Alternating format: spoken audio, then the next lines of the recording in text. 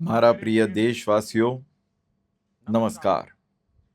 આવતીકાલથી શક્તિની ઉપાસનાનો તહેવાર નવરાત્રિનો પ્રારંભ થઈ રહ્યો છે. આપ સૌને શુભકામનાઓ. નવરાત્રિના પહેલા દિવસથી દેશ આત્મનિર્ભર ભારત અભિયાન તરફ વધુ એક મહત્વપૂર્ણ અને મોટું પગલું ભરી રહ્યો છે. આવતીકાલે નવરાત્રિના પહેલા દિવસે 22 સપ્ટેમ્બરે સૂર્યોદય સાથે આગામી પેઢીના જીએસટી સુધારા અમલમાં આવશે. એક રીતે દેશમાં જીએસટી બચત ઉત્સવ શરૂ થવાનો છે. આ જીએસટી બચત ઉત્સવ તમારી બચતમાં વધારો કરશે અને તમે તમારી ઈચ્છિત વસ્તુઓ વધુ સરળતાથી ખરીદી શકશો. આપણા દેશના ગરીબ, મધ્યમ વર્ગ,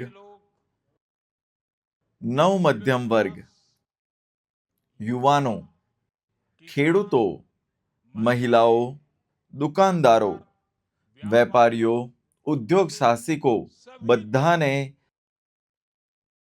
આ બચત ઉત્સવનો ખૂબ ફાયદો થશે. આનો અર્થ એ છે કે આ તહેવારોની મોસમમાં સૌનું મોં મીઠું થશે અને દેશના દરેક પરિવારમાં ખુશીઓ વધશે. હું આગામી પેઢીના જીએસટી સુધારાઓ અને આ બચત ઉત્સવ પર દેશભરના લાખો પરિવારોને હૃદયપૂર્વક અભિનંદન અને શુભેચ્છા પાઠવું છું. આ સુધારાઓ ભારતની વિકાસ ગાથાને વેગ આપશે, વ્યવસાયને સરળ બનાવશે, રોકાણને વધુ આકર્ષક બનાવશે અને દરેક રાજ્યને વિકાસની દોડમાં સમાન ભાગીદાર બનાવશે. મિત્રો, 2017માં જ્યારે ભારતે જીએસટી સુધારા શરૂ કર્યા ત્યારે તે એક જૂના ઇતિહાસને બદલવા અને એક નવો ઇતિહાસ બનાવવાની શરૂઆત હતી. દાયકાઓથી આપણા દેશના લોકો, તમે બધા અને દેશના વેપારીઓ વિવિધ કરના જાળમાં ફસાયેલા હતા. ઓક્ટ્રોય, પ્રવેશ કર, વેચાણ કર, એક્સાઇઝ, વેટ, સેવા કર, આપણા દેશમાં ડઝનબંધ કર હતા. એક શહેરથી બીજા શહેરમાં માલ મોકલવા માટે અસંખ્ય ચેકપોઇન્ટ પાર કરવા પડતા હતા, અસંખ્ય ફોર્મ ભરવા પડતા હતા, અસંખ્ય અવરોધોનો સામનો કરવો પડતો હતો અને દરેક જગ્યાએ અલગ અલગ કર નિયમોનો સામનો કરવો પડતો હતો. મને યાદ છે, મને 2014માં જ્યારે દેશે પ્રધાનમંત્રી પદની જવાબદારી સોંપી હતી ત્યારે તે પ્રારંભિક તબક્કા દરમિયાન એક વિદેશી અખબારમાં એક રસપ્રદ ઘટના પ્રકાશિત થઈ હતી. તેમાં એક કંપનીની મુશ્કેલીઓનો ઉલ્લેખ હતો. કંપનીએ કહ્યું કે જો તેને બેંગ્લોરથી 570 કિલોમીટર દૂર હૈદરાબાદમાં માલ મોકલવો પડે તો તે એટલું મુશ્કેલ હતું કે તેઓ તે કંપનીએ વિચાર કર્યો અને તેમણે કહ્યું કે તેઓ પસંદ કરતા હતા કે કંપની પહેલા પોતાનો સામાન બેંગલુરુથી યુરોપ મોકલે અને પછી તે જ માલ યુરોપથી હૈદરાબાદ મોકલે. મિત્રો, તે સમયે કર અને ટોલની જટિલતાને કારણે આ પરિસ્થિતિ હતી. અને હું તમને એક જૂનું ઉદાહરણ યાદ કરાવી રહ્યો છું. તે સમયે લાખો દેશવાસીઓ સાથે લાખો આવી કંપનીઓને વિવિધ કરના ચક્રવ્યૂહને કારણે રોજિંદા સમસ્યાઓનો સામનો કરવો પડતો હતો. એક શહેરથી બીજા શહેરમાં માલ પરિવહન કરવામાં થતો વધારાનો ખર્ચ ગરીબો દ્વારા ઉઠાવવામાં આવતો હતો અને તમારા જેવા ગ્રાહકો પાસેથી વસૂલવામાં આવતો હતો. મિત્રો, દેશને આ પરિસ્થિતિમાંથી બહાર કાઢવો જરૂરી હતો. તેથી જ્યારે તમે 2014માં અમને તક આપી ત્યારે અમે જાહેર હિત અને રાષ્ટ્રહિતમાં જીએસટીને અમારી પ્રાથમિકતા બનાવી. અમે દરેક હિતકારીઓ સાથે ચર્ચા કરી. દરેક રાજ્યની ચિંતાઓને સંબોધિત કરી.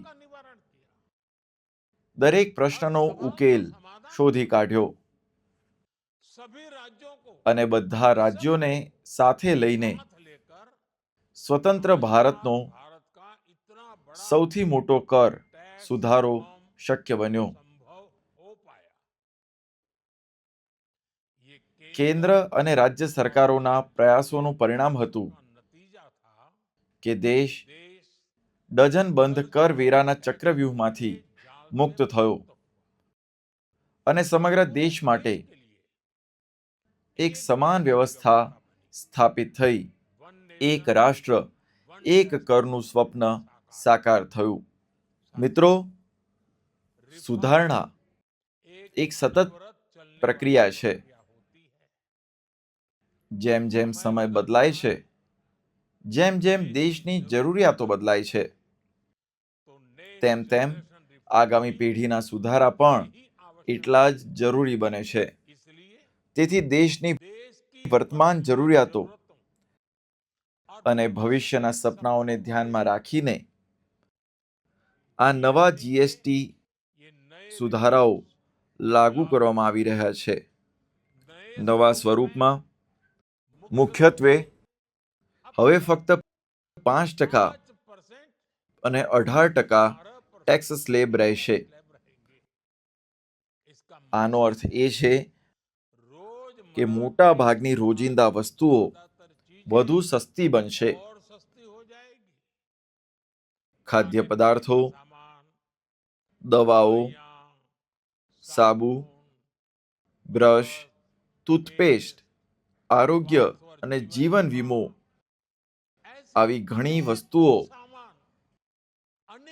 અને સેવાઓ કાં તો કરમુક્ત હશે અથવા ફક્ત 5% કર લાગશે. જે સામાનો પર પહેલા 12% ટેક્સ લાગતો હતો, તેમાંની 99% વસ્તુ અથવા તો લગભગ 100%ની આસપાસની વસ્તુઓ જેના પર હવે માત્ર 5% ટેક્સના દાયરાની અંદર તે આવી જશે. મિત્રો, છેલ્લા 11 વર્ષોમાં દેશના 250 મિલિયન લોકોએ ગરીબીને હરાવી છે, તેના પર વિજય મેળવ્યો છે અને ગરીબીમાંથી બહાર આવ્યા છે. 250 મિલિયન લોકોનો એક મોટો સમૂહ આજે દેશમાં નવ મધ્યમ વર્ગ તરીકે મહત્વપૂર્ણ ભૂમિકા ભજવી રહ્યો છે. આ નવ મધ્યમ વર્ગની પોતાની આકાંક્ષાઓ અને સપના છે. આ વર્ષે સરકારે 12 લાખ રૂપિયા સુધીની આવકને કરમુક્ત કરીને ભેટ આપી. અને સ્વાભાવિક રીતે જ્યારે 12 લાખ રૂપિયા આવકવેરામાં રાહત આપવામાં આવે છે, ત્યારે તે મધ્યમ વર્ગના જીવનમાં નોંધપાત્ર પરિવર્તન લાવે છે. તે ખૂબ જ સરળતા અને સુવિધા લાવે છે. અને હવે ગરીબોનો વારો છે. નવ મધ્યમ વર્ગ ગરીબો, નવ મધ્યમ વર્ગ અને મધ્યમ વર્ગ બેવડી ભેટનો આનંદ માણી રહ્યા છે. જીએસટીમાં ઘટાડાથી નાગરિકો માટે તેમના સપના પૂરા કરવાનું સરળ બનશે. પછી ભલે તે ઘર બનાવવાનું હોય, ટીવી ખરીદવાનું હોય, રેફ્રિજરેટર ખરીદવાનું હોય, અથવા સ્કૂટર, બાઇક કે કાર ખરીદવાનું હોય, તમારે આ બધા પર ઓછો ખર્ચ કરવો પડશે. મુસાફરી પણ સસ્તી થશે, કારણ કે મોટા ભાગની હોટલ રૂમ પરનો જીએસટી પણ ઘટાડવામાં આવ્યો છે. મિત્રો, મને ખુશી છે કે દુકાનદારો પણ જીએસટી સુધારા અંગે ખૂબ ઉત્સાહિત છે. તેઓ ગ્રાહકોને જીએસટી ઘટાડાનો સંદેશ આપવા માટે સક્રિયપણે કામ કરી રહ્યા છે. ભૂતકાળ અને વર્તમાન દર્શાવતા પોસ્ટકાર્ડ ઘણી જગ્યાએ લગાવવામાં આવી રહ્યા છે. મિત્રો, આપણે નાગરિક દેવો ભવઃના જે મંત્ર સાથે આગળ વધી રહ્યા છીએ, તેની ઝલક નેક્સ્ટ જનરેશન જીએસટી સુધારામાં સ્પષ્ટપણે પ્રતિબિંબિત થાય છે. જો આપણે આવકવેરા મુક્તિ અને જીએસટી મુક્તિને જોડીએ, તો એક વર્ષમાં લેવામાં આવેલા નિર્ણયો દેશના લોકોને 2.5 લાખ કરોડ રૂપિયાથી વધુ બચાવશે. અને તેથી જ હું કહું છું કે આ એક બચત ઉત્સવ છે. મિત્રો, વિકસિત ભારતના ધ્યેયને પ્રાપ્ત કરવા માટે આપણે આત્મનિર્ભરતાના માર્ગ પર ચાલવું જોઈએ. અને આપણા એમએસએમઈ એટલે કે આપણા નાના, મધ્યમ અને કુટીર ઉદ્યોગો ભારતને આત્મનિર્ભર બનાવવામાં પણ મોટી જવાબદારી ધરાવે છે. દેશને જે કંઈ જોઈએ છે, જે કંઈ આપણે ઘરેલું રીતે બનાવી શકીએ છીએ, આપણે તેનું ઘરેલું રીતે ઉત્પાદન કરવું જોઈએ. મિત્રો, જીએસટી દરોમાં ઘટાડો અને નિયમો અને પ્રક્રિયાઓના સરળીકરણ સાથે આપણા એમએસએમઈ, નાના ઉદ્યોગો અને કુટીર ઉદ્યોગોને ઘણો ફાયદો થશે. તેમનું વેચાણ વધશે અને તેમને ઓછો કર પણ ચૂકવવો પડશે. એટલે કે તેમને બમણો ફાયદો પણ થશે. તેથી આજે અમે તમારા બધા પાસેથી એમએસએમઈ, નાના ઉદ્યોગો, સૂક્ષ્મ ઉદ્યોગો અને કુટીર ઉદ્યોગો તરફથી ઘણી અપેક્ષાઓ છે. તમે જાણો છો કે જ્યારે ભારત સમૃદ્ધિની ટોચ પર હતું, ત્યારે આપણા એમએસએમઈ આપણા નાના અને કુટીર ઉદ્યોગો ભારતના અર્થતંત્રનો મુખ્ય આધાર હતા. ભારતનું ઉત્પાદન, ભારતમાં બનેલી ચીજ વસ્તુઓની ગુણવત્તા શ્રેષ્ઠ હતી. આપણે તે ગૌરવ પાછું મેળવવું જોઈએ. આપણા નાના ઉદ્યોગો જે પણ ઉત્પાદન કરે છે તે વિશ્વમાં દરેક માપદંડ પર શ્રેષ્ઠ હોય. શ્રેષ્ઠમાં શ્રેષ્ઠ હોવું જોઈએ.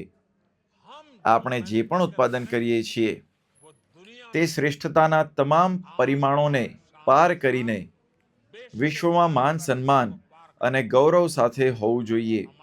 આપણા ઉત્પાદનોની ગુણવત્તા વિશ્વમાં ભારતની ઓળખ વધારવી જોઈએ અને ભારતનું ગૌરવ વધારવું જોઈએ. આપણે આ લક્ષ્ય તરફ કામ કરવું પડશે. મિત્રો, જેમ સ્વદેશીના મંત્રે આપણા દેશની સ્વતંત્રતાને શક્તિ આપી, તેમ સ્વદેશીનો મંત્ર પણ આપણા દેશની સમૃદ્ધિને શક્તિ આપશે. આજે જાણતા કે અજાણતા ઘણી વિદેશી વસ્તુઓ આપણા રોજિંદા જીવનનો ભાગ બની ગઈ છે અને આપણે જાણતા પણ નથી, આપણને ખબર પણ નથી કે આપણા ખિસ્સામાં કાંસકો વિદેશી છે કે ભારતીય. આપણે પણ આમાંથી પોતાને મુક્ત કરવા જોઈએ.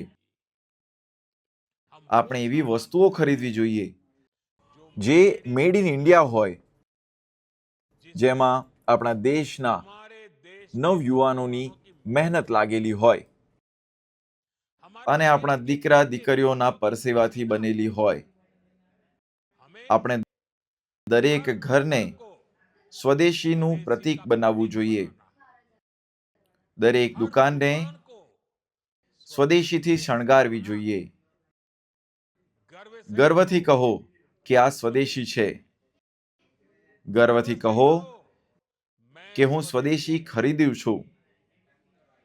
હું સ્વદેશી વસ્તુઓ પણ વેચું છું. આ દરેક ભારતીયનો અભિગમ હોવો જોઈએ. જ્યારે આવું થશે ત્યારે ભારતનો ઝડપથી વિકાસ થશે. આજે હું બધી રાજ્ય સરકારોને પણ વિનંતી કરું છું કે તેઓ આત્મનિર્ભર ભારતના આ અભિયાનમાં, આ સ્વદેશી અભિયાનમાં તેમના રાજ્યોમાં ઉત્પાદનને વેગ આપે.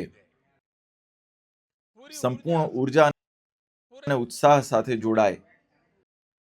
રોકાણના માહોલને વધારો. જ્યારે કેન્દ્ર અને રાજ્ય સરકારો સાથે મળીને આગળ વધશે ત્યારે આત્મનિર્ભર ભારતનું સ્વપ્ન સાકાર થશે. ભારતના દરેક રાજ્યનો વિકાસ થશે અને ભારતનો વિકાસ થશે. આ ભાવના સાથે હું ફરી એકવાર આ બચત ઉત્સવ માટે મારી શુભેચ્છાઓ પાઠવીને મારા ભાષણનો અંત કરું છું. ફરી એકવાર હું તમને બધાને નવરાત્રી અને જીએસટી બચત ઉત્સવની ખૂબ ખૂબ શુભેચ્છાઓ પાઠવું છું. ખૂબ ખૂબ આભાર.